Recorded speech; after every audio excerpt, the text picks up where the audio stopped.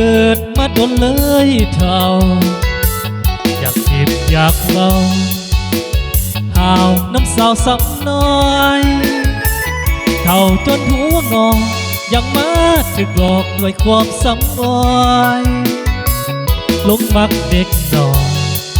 ต้องคอยเอาใจเจ้าน้อง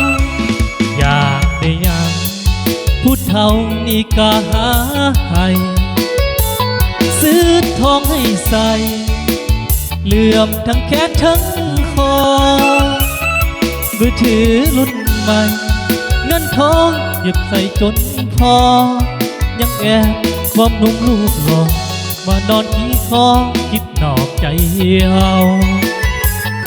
บ่สมขึ้นมาเฮ็ดพอคักแท้น้องเจ้าพาสายอื่นเข้าห้องก็ห้องเฮาเศร้าเตียงนอนหมอนขาทุกอย่างใส่ใจตัวเราเสียค่าห้องเศร้าบักเท่าอย่ามาเสียใจย่องมากเขาหลายสิตายน้ำเด็กน้อยน้องบ่เบิ่งเจ้าของมาเกิดตั้งแต่รุ่นใดผิดหวังซ้ำเท่าอยากอายคนเด้คันสิห้องให้การน้ำตาไว้ให้มันไหลลงหัวใจเหี่ยว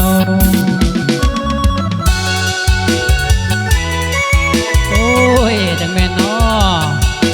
กับเขาดีกับเขาพี่หัวใจเด้อล่ะเด้อ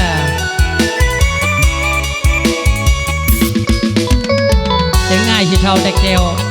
เดี๋ยวอ้ายก็ยังเด็กดึงได้อยู่เด้อล่ะเด้อ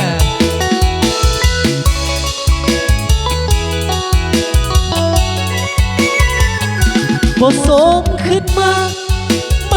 เฮ็ดพอคักแท้น้องเจ้าพาใส่อื่นเข้าห้องก็ห้องเฮาเศร้าเตียงนอนหมอนขาทุกอย่างใส่ใจตัวเราเสียค่าห้องเศร้าบักเฮาอย่ามาเสียใจย่อมมากเขาหลายสิตายน้ำเด็กน้อยบอกเบิ่งเจ้าของว่าเกิดตั้งแต่รุ่นใดผิดหวังซ้ำเท่าอยากอายคนเด้คันสิห้องให้การน้ำตาไว้ให้มันไหลลงหัวใจเหี่ยวโอ้ยหลายเอ้ยเป็นไงเนาะคือในอ้ายแบบนี้บาดเนี่ย